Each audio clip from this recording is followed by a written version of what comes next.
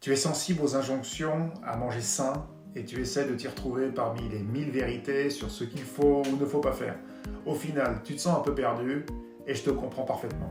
Alors détends-toi et prends quelques minutes avec moi pour y voir plus clair. Salut à tous et bienvenue dans cette nouvelle vidéo. Moi c'est Frédéric Asbelos, je suis naturopathe fonctionnel et j'accompagne celles et ceux qui veulent faire de leur santé une priorité et qui ont compris que rester en bonne santé est sans doute le meilleur investissement possible. Aujourd'hui, on va parler alimentation et comprendre ensemble pourquoi bien s'alimenter, c'est avant tout une question de bon sens.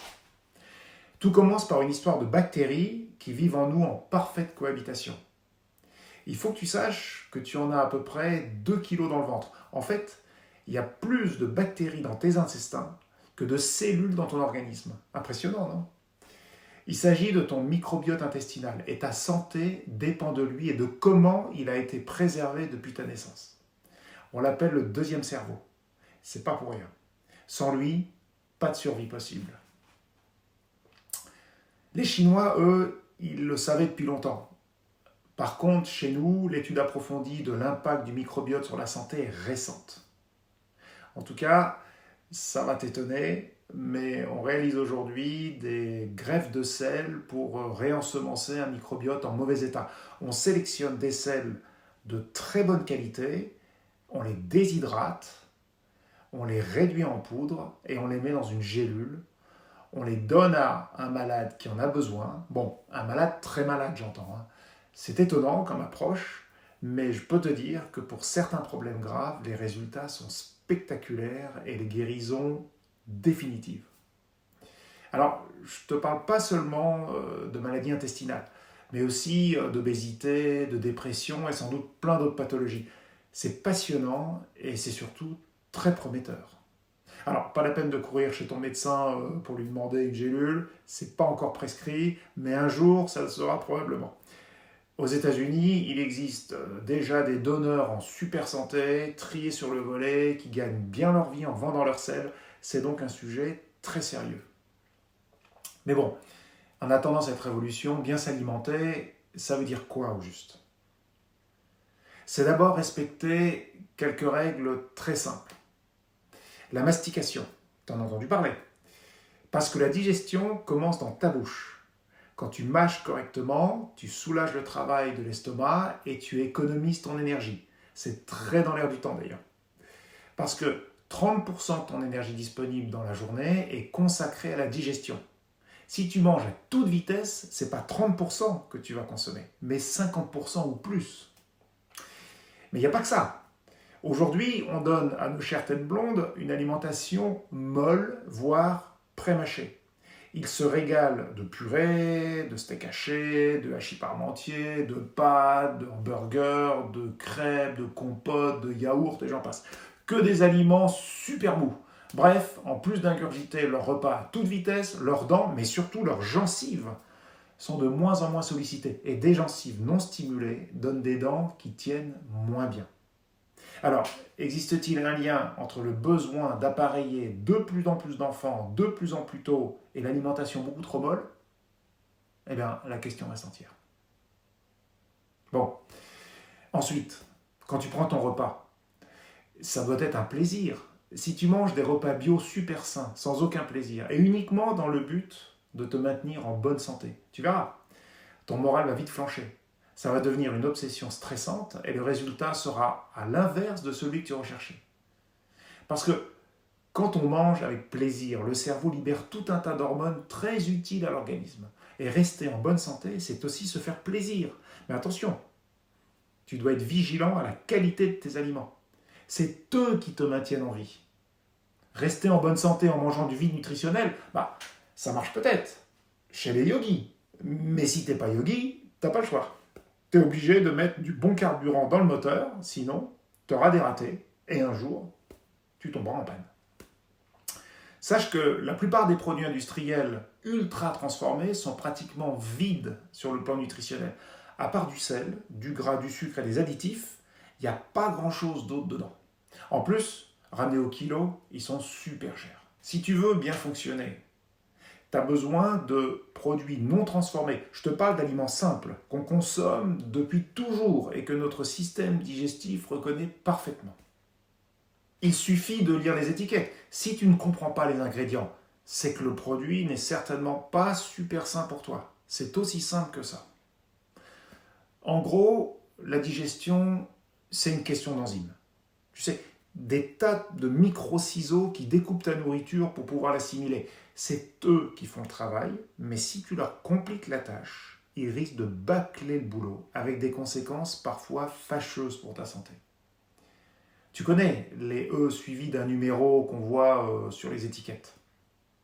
Tu as entendu parler des additifs alimentaires.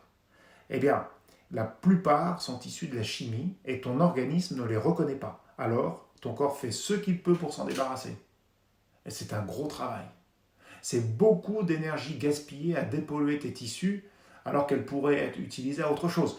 À mieux utiliser ton cerveau, par exemple. Gandhi avait l'habitude de jeûner plusieurs jours avant de prononcer un long discours. Toute l'énergie disponible était alors utilisée pour avoir un esprit le plus clair possible. Se priver de nourriture durant quelques temps est d'ailleurs extraordinairement bénéfique pour l'organisme. J'y consacrerai une vidéo. Et si on parlait un peu des associations alimentaires, parce que tout ne se digère pas de la même façon. Il y a de vraies incompatibilités, on n'en tient pas compte et on a tort. Le sujet est vaste. Je vais juste faire un petit topo rapide. Prenons les fruits, par exemple. Il reste très peu de temps dans l'estomac avant de passer dans l'intestin et d'être assimilé. Par contre, les aliments gras que tu manges vont nécessiter plusieurs heures pour être digérés. Si tu mélanges les deux au cours d'un même repas, en dessert par exemple, eh bien, ton fruit qui devait y rester qu'une trentaine de minutes, va y rester plusieurs heures. Et chez beaucoup d'individus, ça crée une sensation de lourdeur et même de gonflement. La faute au sucre qu'ils contiennent et qui fermente dans l'estomac. Essaie donc de manger tes fruits seul, en dehors des repas, idéalement au goûter, tu verras, tu sentiras la différence. Et le sucre ajouté dans tout ça, eh bien, en plus de fermenter très rapidement dans l'estomac et donc de perturber ta digestion, il provoque des pics d'insuline et abîme ton organisme. Le sujet est compliqué. Je t'expliquerai tout ça. Retiens juste que le sucre ajouté est partout. Il sert à rehausser le goût et aide à conserver les aliments plus longtemps. Si tu lis sur les étiquettes des ingrédients qui se terminent par ose, tu sauras que c'est du sucre, comme le sirop de glucose, le fructose, le saccharose, le maltose, le lactose, le galactose. En fait, le jour où tu décideras de fortement réduire ta consommation de sucre, ce jour-là, ta vie changera, en mieux, évidemment. Tu vivras une véritable cure de jouvence. Tu vas perdre du poids, tu vas mieux dormir, tu vas moins tomber malade, tu auras beaucoup plus d'énergie, beaucoup moins de sautes d'humeur et ta libido va sensiblement augmenter. En fait, c'est le plus beau cadeau que tu puisses te faire. Par contre, je te dis tout de suite, c'est pas si facile à faire. Le sucre est super addictif. On parle même d'intoxication au sucre. Pour s'en sevrer, ça prend du temps, mais le jeu en vaut vraiment la chandelle. Tu peux commencer par ton petit déjeuner. Si, comme beaucoup de Français, il se compose d'un peu de baguette avec du beurre, de la confiture ou du miel, un jus d'orange, une boisson chaude, en fait, tu fais le plein de sucre dès le matin. Ta glycémie monte en flèche et vers 11 heures, tu as un petit coup de pompe avec une fringale. Alors tu grignotes un petit quelque chose et tu enclenches un nouveau cycle de digestion.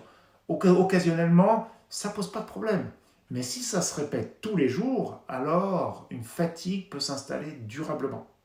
Ah oui, j'ai oublié de te dire que l'acidité du fruit et l'amidon ne font pas bon ménage. Pourquoi ? Parce que l'amidon se digère grâce à une enzyme. Tu te souviens, ces petits ciseaux qui découpent tout. Cette enzyme se trouve dans ta salive et elle est neutralisée si tu manges un aliment acide en même temps. Donc, si tu prends un morceau de baguette avec une gorgée de jus d'orange, tu ralentis déjà ta digestion. En gros, tu digères moins bien. Super pour commencer la journée. Pense au petit déjeuner peu sucré et même salé. C'est beaucoup plus sain et surtout beaucoup plus digeste. Du pain fait avec une céréale ancienne, je te dirai pourquoi ancienne lors d'une prochaine chronique, du beurre, que tu peux aussi remplacer par du beurre de cacahuète, de la purée d'amande, de la purée de noisette, de noix de cajou, un œuf, une tranche de jambon, quelques feuilles de salade, un demi-avocat, une galette de sarrasin. Et si tu veux terminer par une note un peu sucrée, tu peux prendre un carré de chocolat noir à 70%. Le tout en bio, évidemment, et local, si possible. Quant à la plupart des céréales du petit déjeuner que tu donnes à tes enfants, je t'invite vivement à regarder la composition, tu seras surpris. Concernant le lait, il y a beaucoup de choses à dire. Tu peux déjà commencer par te demander si d'autres espèces vivantes en consomment comme nous à l'âge adulte. Je te laisse de quoi méditer là-dessus. Voilà. De toute façon, je ferai une chronique sur le sujet. Bon, j'espère que cette vidéo est claire pour toi. N'oublie pas de t'abonner à cette chaîne si tu veux en apprendre beaucoup plus. Je te retrouve très bientôt. Prends soin de toi.